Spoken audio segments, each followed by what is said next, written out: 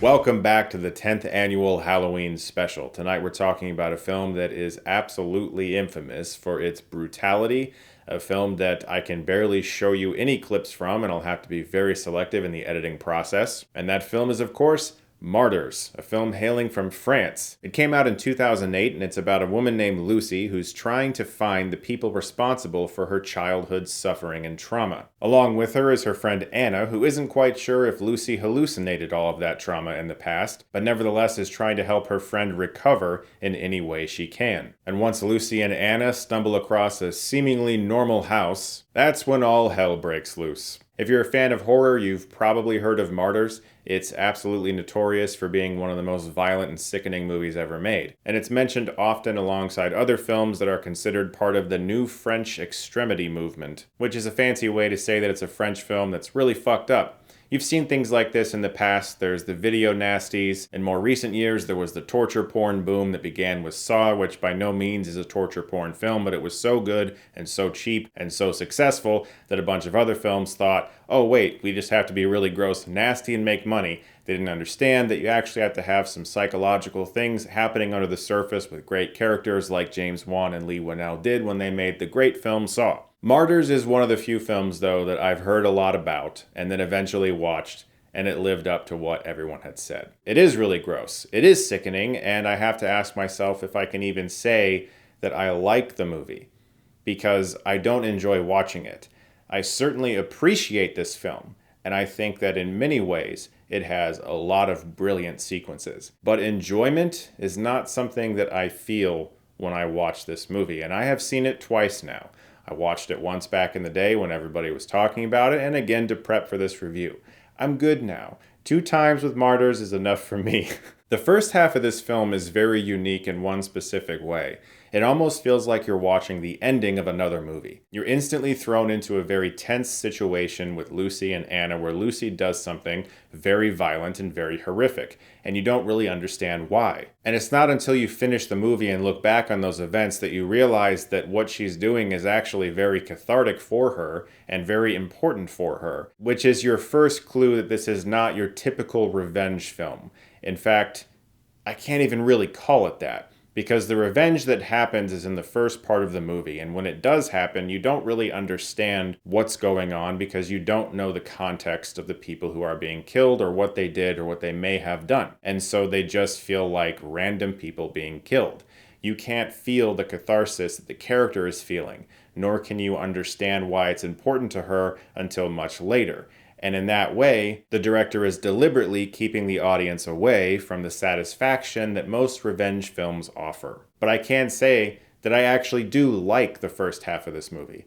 I enjoy watching most of the first half of this movie because it feels like it's setting up a movie that never really happens. I'm fascinated by this film in many regards. I love looking up people's theories about the ending of the film because as far as I'm concerned, without getting into any spoilers in case you haven't seen the film, there's really only a handful of things that could have taken place. Like I said, I can't speak about this film traditionally. I can't just sit here and be like, wow, I really love Martyrs. I know that some people can, but the director seems, and I emphasize seems because of course I don't know him, he seems to have a very nihilistic outlook on life. And I simply don't feel that way. And so when I watch a movie where someone has a very different opinion about life than I do, that's totally fine as long as I understand where they're coming from. I have to be able to take something away from it. If you're going to make a movie about brutality, that's not necessarily difficult to do. Anybody could sit down with a piece of paper and a pen and write down a bunch of really fucked up things that could happen on screen, and they would be really gross and disgusting. And that's how a lot of those video nasties got made back in the day. There wasn't a lot of care to the story. They just kind of got made because of shock value. Not that they're all bad, there are definitely some good ones. It's very easy to come up with something very disgusting and violent and then just depict it in a movie. What's difficult is injecting meaning into it, and in many ways the director has succeeded. This film clearly has made a lot of people talk, and it has certainly made an impact on people. And the final line in the movie is one that has haunted me ever since I saw it, because it's not that I agree with him or that I feel he's opening my eyes to something I never thought of. It's mostly that it makes me feel very unsettled, because it doesn't 100% make sense. A character does something in the final moments of this movie, and if you think about what happened to that character a few scenes ago, there's really only a few options that could have potentially made this character do what they do. Any real criticisms with the film that I might have come in the form of a character that does not leave a house when they should, that leaves their fingerprints everywhere when they shouldn't, and that just keeps going down further and further into a cellar when they really should be going in the exact opposite direction. And then there's the ambiguity of the ending, which I just mentioned a few moments ago. It's not that I don't like an ambiguous ending. In fact, I quite love them. It's just that this one is a bit frustrating because, as I said, there are only a few options for what takes place, and none of them fully make sense to me. Here's the beauty of that ending, though. I've read other people's theories and have found ones that do make sense to me, but they all feel like they're reaching a bit for something that isn't quite there, to inject meaning into an ending that doesn't 100% knock it out of the park for me. So if I really loved this movie, like actually truly loved it and somehow wanted to watch it over and over again, which I don't, then I would probably find a way to make this ending work for me.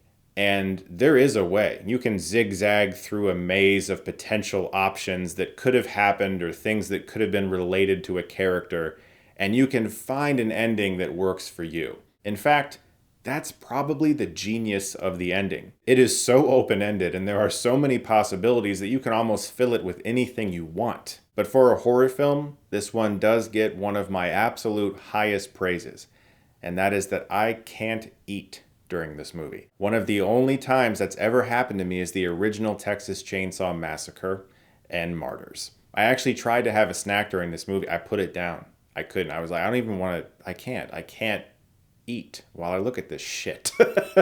Martyrs also belongs to a category of films that is highly benefited by its reputation. I remember the first time I watched The Exorcist. Being raised a Jehovah's Witness, I of course was never allowed to watch it, and it seemed very, very off limits, and it just was like the worst movie ever. So incredibly evil. So the first time I watched it, I just had all of those thoughts in my head, and every single scene felt heightened by those thoughts, even if nothing necessarily scary was happening.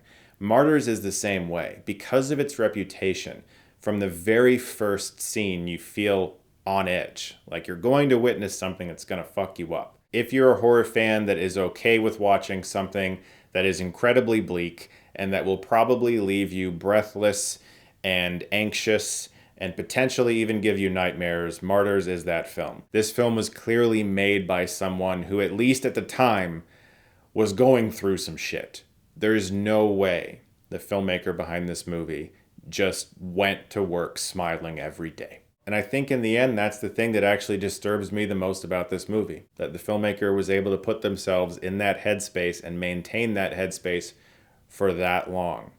That actually unsettles me. Guys, I can't give the traditional recommendation for Martyrs this Halloween because this film is so unpleasant. But I can tell you that if it is the type of movie that you will see something in, find meaning in, then perhaps you should check it out sometime. But I will also say, don't feel like you have to watch this movie just because other people say you should.